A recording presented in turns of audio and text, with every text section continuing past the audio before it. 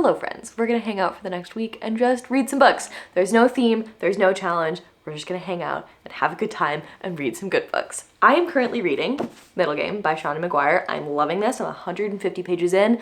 I'm having a fantastic time, and I feel like I want to vlog this, so this is kind of the reason why we're doing this video, is because I want to annoy my real life friends about this, and nobody knows what this is, so I'm gonna annoy you about it instead. Let me read you the first sentence because it's absolutely incredible. Okay, chapter is called Failure, Timeline, 5 minutes too late, 30 seconds from the end of the world. First sentence is, there is so much blood.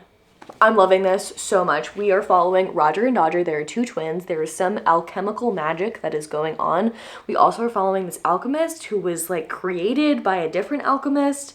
And there are these like human constructs that have been created through alchemy magic. Everyone is very dark. There's a lot of violence. There's a lot of gore in here. And it is reminding me a little bit of this book that I read growing up, but it was too gross for me and I ended up stopping reading it. I think it was called The Monstrumologist. It's giving those vibes. Like, we're talking about this from kind of an academic sense. It's also very violent and there's a lot of like blood happening in this book, which I guess is good. The first sentence really lets you know what you're in for. I'm having an incredible time, so I'm very excited to chat to you about this week.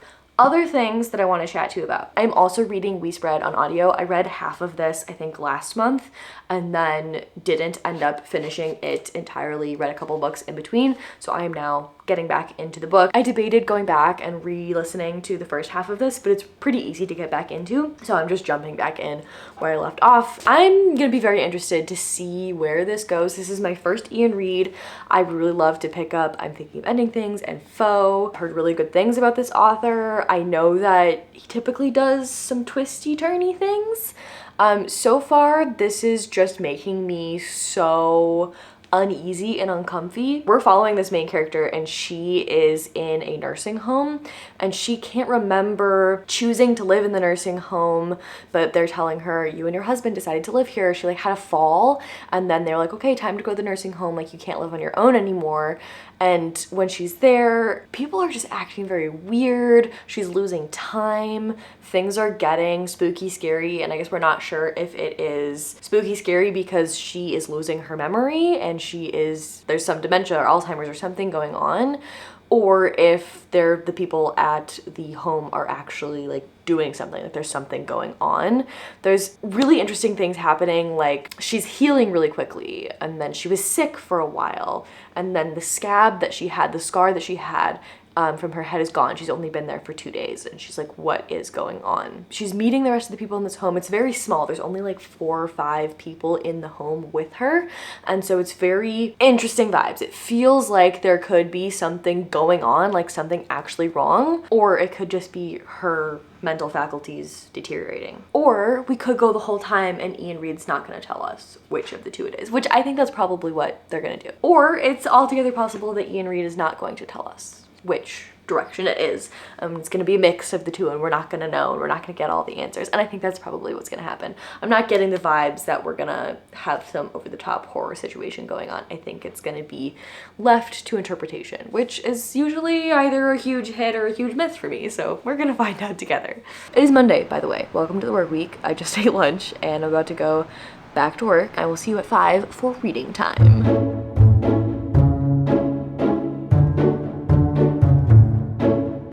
I just finished work and had dinner. Let's go play outside with the boys.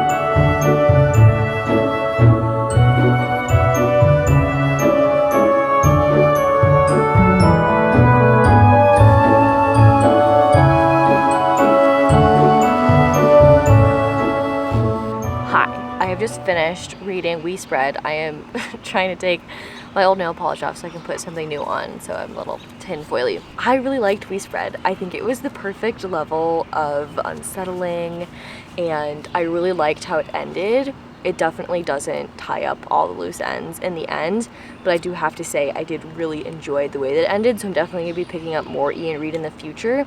I don't know how much more I want to tell you than that. Like I said, when I started reading it today, I was like halfway through and then just on a walk with the dog on my lunch break and then finished it up while eating and hanging out with the doggies. This is great. I'm so glad I finally was able to finish that book. So I am now, while I am out here fixing my nailies, I'm gonna call my friend in like 15 minutes. But until then, I think I'm just going to pick a new audiobook. So I'm gonna start reading House of Hunger by Alexis Henderson. I read The Year of the Witching last year and really enjoyed that, and so I'm interested to see what she does with this kind of vampiric situation, because Year of the Witching was of course about witches, and I really enjoyed that. It was really great as an audiobook, so I want to try out the audiobook, but I also have the physical copy in case the audiobook and I don't get along. So that's what I'm going to give a go to now. It looks like we have this young girl who's working as a maid somewhere. Someone like scouts her to be a blood maid. I don't entirely know what that entails, but people seem to be really enjoying it, so I hopefully will also enjoy it. Okay, let's listen to the book while I get the rest of this nail polish off. Hello, it is 7:45 and I have just finished work, unfortunately. Hi, sweetie. You wanna say hi? You wanna say hi? I just finished work. I was doing a budgeting webinar tonight. This is, I think, oh, I still have a pimple patch on my face. Ignore that. This was, I think, the last time that I'm going to be doing oh, let's do this. This is better lighting. I think this is the last time I'm going to be doing a after work webinar. We've been trying a bunch of different times to see what works best for people, how we get the most engagement. And turns out it's during the workday, which is fantastic for me. I love getting my work done during the workday and not having to work after hours. So I think this is the last one. But it was a really great session. Completely revamped the presentation. I've been doing the same one for a couple of months. And we updated it today. And I think it went really well. Now the plan is to clean my kitchen because it is an absolute mess. I made taquitos and I made a mess.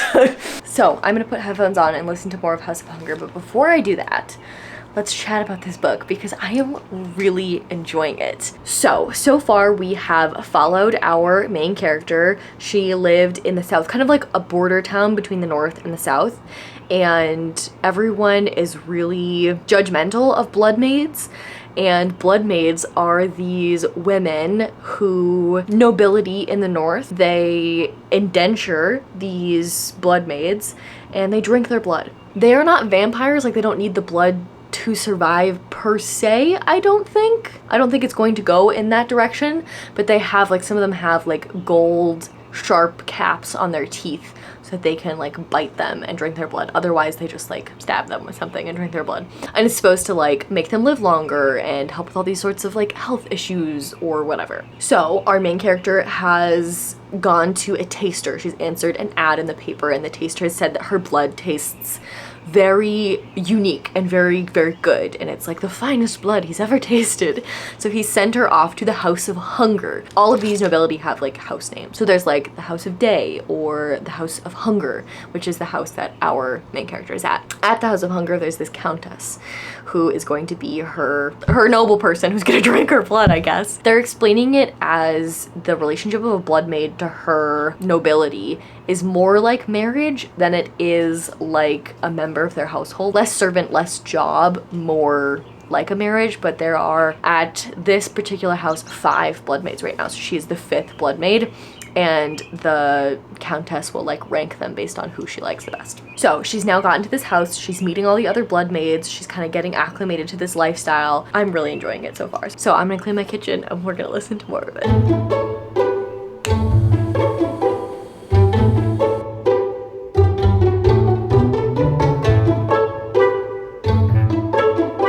Hello, it's already past noon. I was gonna wake up and show you my morning routine, but that didn't end up happening. But what I am gonna show you is more dogs to make up for it. So I walk my neighbor's dog pretty much every day on my lunch break, so we're gonna go get him. And I think I'm gonna bring him back here and let the boys run around in the backyard so you can see some doggy frolicking and playing. And my tripod is dying. Should I go get your friend? Carter? Should we get him? Should we go on a walk and get Carter? Should we? Okay, let's go get him.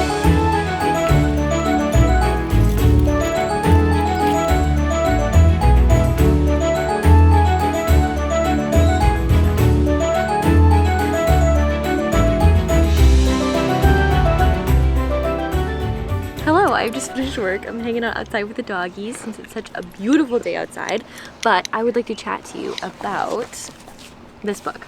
So I am there. I'm like 60% of the way through. I'm really enjoying this so far. I think I expected this to be something different to what it is. I'm really interested to see where this goes from here because The Year of the Witching, the book that I've read by Alexis Henderson before, gets very true horror, supernatural, everything's crazy. It's like very dark and violent at the end. And I'm not getting the vibe that this is going to do that. This is feeling more like if Women Eating and Carmilla had a book baby, that might be what this is. I love vampire type stories that aren't super over the top, and I'm really interested to see where this is gonna go from here because there are some things that happen that are dark and scary. People have done bad things, but a lot of it feels justified and a lot of it is like in the past. Like there's not a lot of present danger as much as there is like really ominous things. Like we're over halfway through the book now, so I feel like if it was going to go over the top, we would have gotten some over the topness already. I think it's gonna stay at this level, which I'm really enjoying, this restraint that our author is exercising. So I think I'm just going to sit out here and finish this while we hang out with the doggies.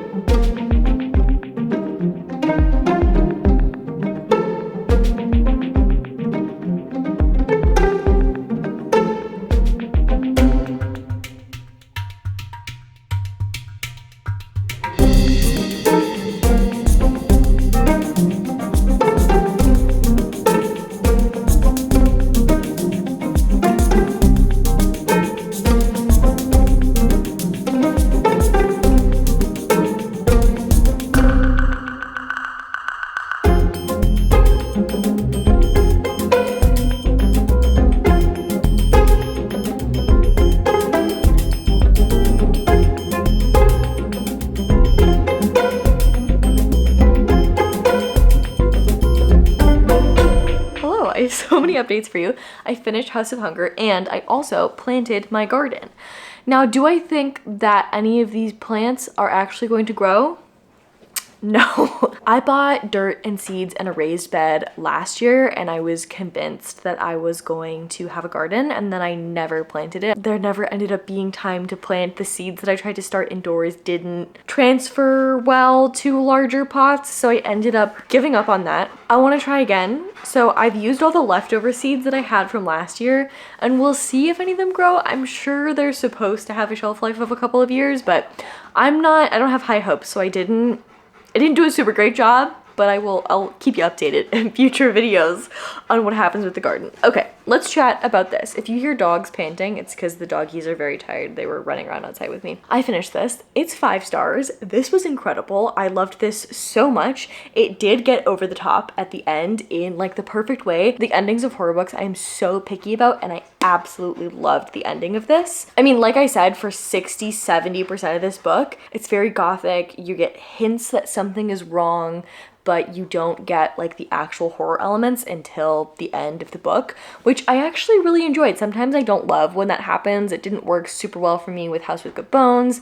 Didn't work super well for me with Just Like Home by Sarah Gailey. I still really enjoyed those books, but they weren't 5 stars like this was. I really loved all the conversations we were having in here. It feels like a modern day Carmilla, and I feel like this did everything that I wanted Carmilla to do. Absolutely exceptional. I think if you like Carmilla, and you liked The Writing Retreat, which is kind of a rogue comparison to this, but I think it feels very similar with this powerful person in this house bringing all of these women together, and then things start to go wrong, gave similar vibes to me. So if you liked Carmilla and you liked The Writing Retreat, I think you will like this. I am so happy that this was a win. I'm gonna keep picking up everything Alexis Henderson writes. It also feels like a very different book to The Year of the Witching. It feels much more gothic, and I'm just really excited to see what this author does next. That means that we have to pick another book to read. We have been reading a lot of horror. We could shake it up and read Happy Place by Emily Henry. My mom also wants to read The Measure. We started our little book club last month. We read The Monk and the Robot duology, A Psalm for the Wild Bill, and A Prayer for the Crown Shy, and she really enjoyed that. And then she texted me yesterday with a picture of The Measure, and she said that her friend read it and really, really loved it. So she sent me this picture. I was looking into it. It's the book where there are boxes that show up on everyone's doorstep. If you open the box, it tells you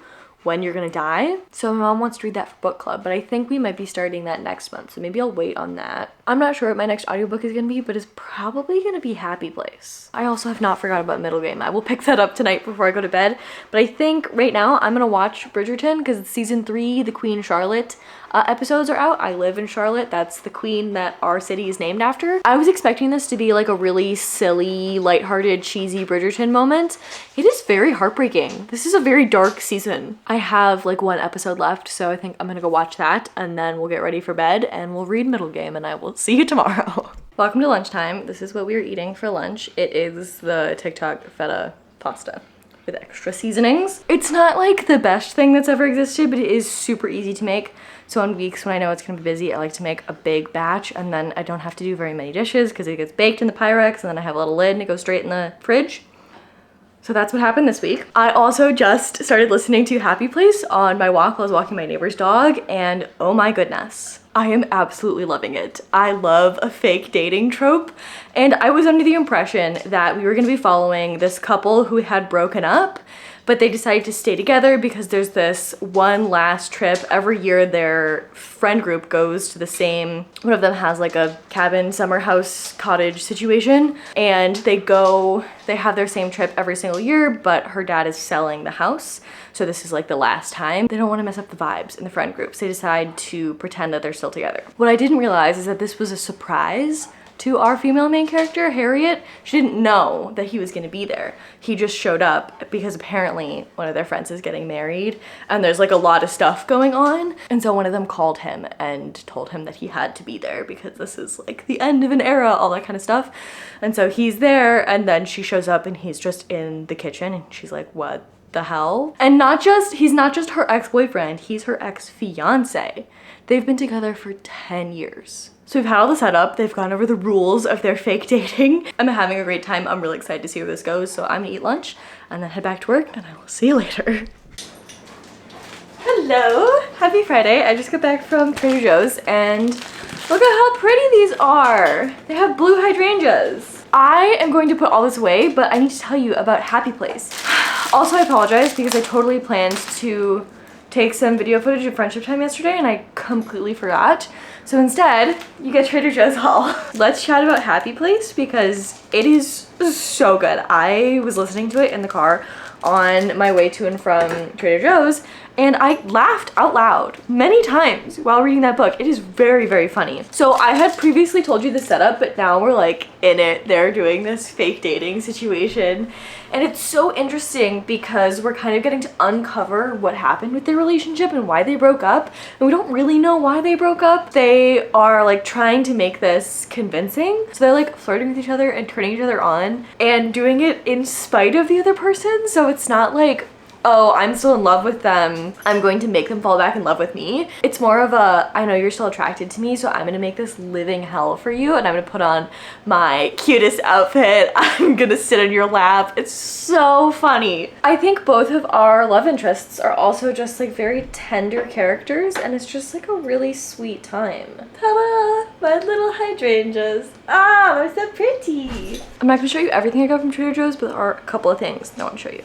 First thing I want to show you is I was sitting in the checkout line, like waiting to pay, and I found this wine. Okay, I'm gonna butcher the name, but it's from Montepulciano. This is where my brother studied abroad, and when he was there, he went and visited a bunch of wineries.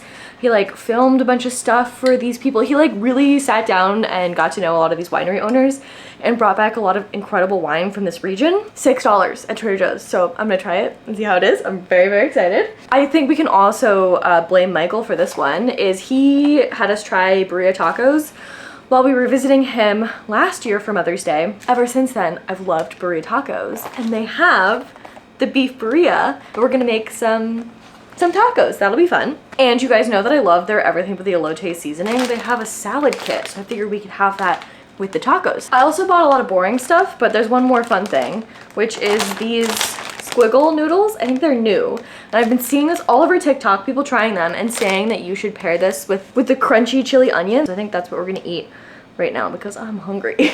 And then I will take you with me and hopefully remember to take footage when I'm hanging out with friends tonight. Hi, so it's Sunday at 4 p.m. and I did indeed forget to take footage of my entire weekend, so I greatly apologize. Here's what's happening now. I am making squiggly noodles again because I heard someone else say that if you put peanut butter in them, it tastes even better. It was very good on Friday, but I think we can do better. So we're gonna have this again. And I'm also gonna show you how to make the martini that I made for my friends because it was so good. So the story behind this martini, it's a basil ginger martini. And our favorite restaurant, my family and I's, back in Minnesota is Perrin Sulago. If you ever go to Prior Lake, Minnesota, you have to eat there. It's expensive, but it is so freaking good. Like every time we're celebrating anything, that's where we go. And I love it so much. Their menu is incredible. And they have a basil ginger martini on the menu that my mom and I always get when we're there. We've been trying to recreate it for so long. And I was looking on their menu to see what the ingredients were to see if I could try to recreate it. And they had the exact ginger liqueur that they use. They didn't used to have that on the menu. So now we know exactly what the one that they use is. And I was able to find it. This is so good. This is my favorite drink I have ever had in my entire life. I only have a wine glass. I don't have a martini glass, so we're just gonna make it in a wine glass. It's gonna taste the same no matter what glass it's in. So I've got vodka chilling in the freezer right now, and then I will show you how to make that. But first, we're just going to rip up some of this basil, put it in a glass. This is really why I wanted to make this tonight because the basil is gonna go bad pretty soon and I wanna make sure that we use it up before that happens. So we're just gonna have a cheeky little Sunday night drink. This is fun. It feels like you're hanging out in the kitchen with me while I cook. Okay, so Happy Place. I finished it this afternoon. I'm obsessed with this book, you guys. Every single second that I could listen to this book, I was listening to it. And it led to some uncomfy situations because I was listening to this book while I was driving like to and from the grocery store and like wherever else I needed to be. There are some steamy scenes in here and it is my personal hell to be listening to a sex scene while sitting in my car while I know other people could probably hear what's going on. If you're like when people have their hands-free display whatever and you can hear their phone conversation, I was terrified people could hear this. Okay, my water's boiling. Let's do this. I'll show you what's going on here. I'm just gonna pop the noodles in there and then those are gonna cook for like 4 minutes and then we'll be good to go. I feel like Emily Henry really captured that feeling of having that friend group that you do everything with in college and just like the vibes of a friendship trip. And it's been a long time since I have traveled with friends, since I think before I got Sully. He's just a bit of a special doggy and he needs a special dog sitter and I haven't had great luck with pet sitters. It's just been tricky to find the right pet sitter so that I can start going on more friend trips. But I'm really excited to do that in the future because it just like made me remember what it was like to go on spring break trip with friends and just all the fun that is adult friendships. Usually it really bothers me when someone says, you're not happy, so I'm going to do this because I know what's best for you, or like makes a big decision about their life or the relationship because they think they know what the other person is thinking, feeling, and they're gonna do what's right for them. That usually really pisses me off, but I think the way that it worked in this book didn't annoy me to the degree that I thought it would. I loved every character in here.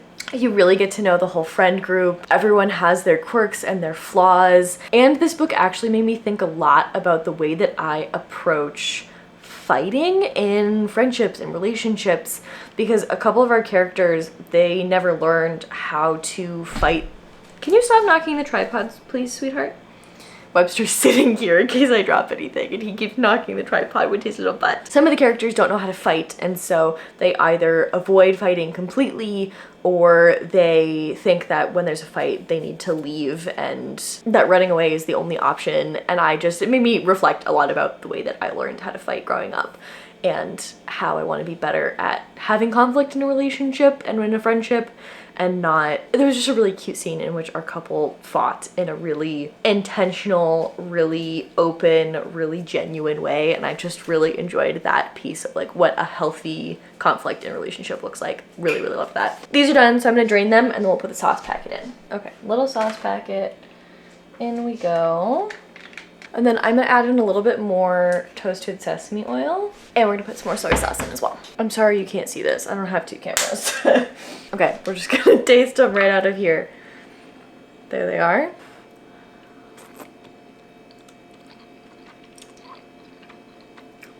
I mean, they're good. They're not like life-changing. I'm really worried that if I add peanut butter to this, it's gonna ruin it. Yeah, I think I'm just gonna eat them like this. Okay, let's make this drink though. Can't find my shot glass that has ½ an ounce, so we're just gonna eyeball it for the lemon juice. So we're just gonna do a shot of vodka. In here with the basil, I'm just gonna muddle that, fully just using the back of my spoon that I just cooked with. Okay, again, I don't have a cocktail shaker, so we have a cup. Vodka, cup, ice. A shot of this. I'm gonna put a shot of this in. Okay, and then the last bit is like ½ an ounce of lemon juice. Welcome to Making Classy Drinks with Katie. Today we have a plastic cup and a wooden spoon. We're ditching the wine glass. I'm just gonna put it in here and I'm just gonna leave the ice in because we're not a fancy restaurant. We can do things by our own rules. There you go, martini. It's so good. It's so good. It's just basil-y and gingery. Very refreshing. Okay, I have noodles, I have beverage. I'm gonna go catch up on some YouTube videos while we eat. And then I desperately want to get to Middle Game. I did read a little bit of it yesterday and I have thoughts to share, but I don't want this to get cold, so I'm gonna eat and then we'll chat about Middle Game. I got distracted, but let's chat about Middle Game.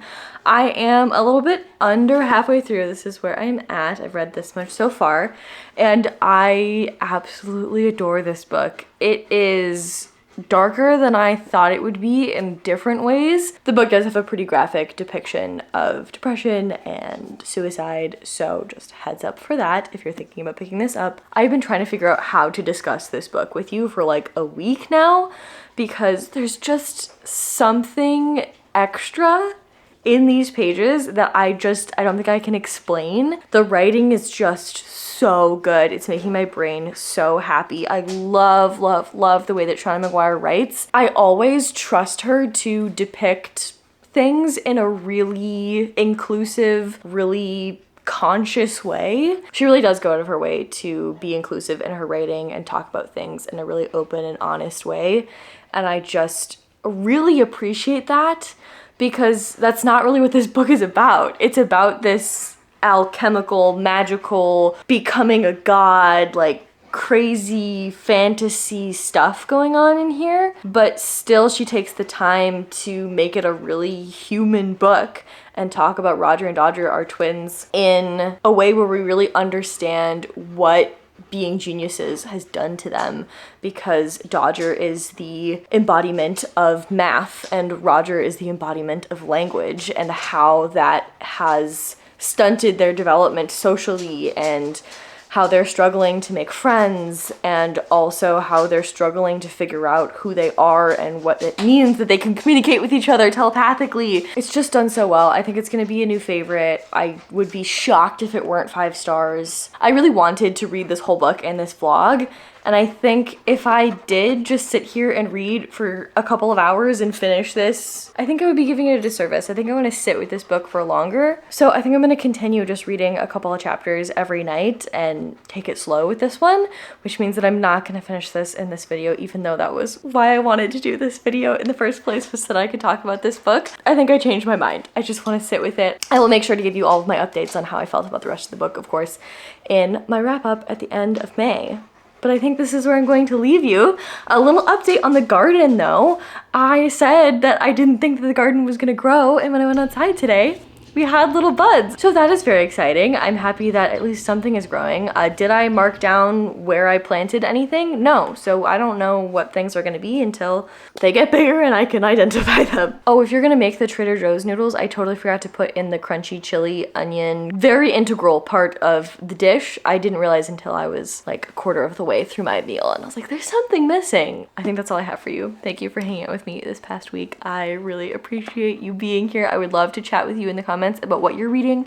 If you've read any of the books that I read in this vlog, we ended up having a nice little mix of things. We had some horror, we had some dark fantasy, we had some romance in there. I'm obsessed with Happy Place. It's definitely 5 stars. I just went and reserved the rest of Emily Henry's books from the libraries because Beach Read was a win for me and Happy Place was even better than that. So I'm hoping the rest of her books are also wins for me as well. I think I'm in the mood for romance and horror right now. So if you have recs, please let me know because I am this close to throwing out my entire TBR for the rest of the month and just mood reading because I am struggling. But not in this video. Everything we read in this video was a win, so I'm super thrilled about that. Thanks for hanging out with me. I will see you next week. I post every Sunday at 11 a.m. Eastern. If this is your first time hanging out and you want to join our little community, please feel free to subscribe. Otherwise, I'll see you next week. Bye.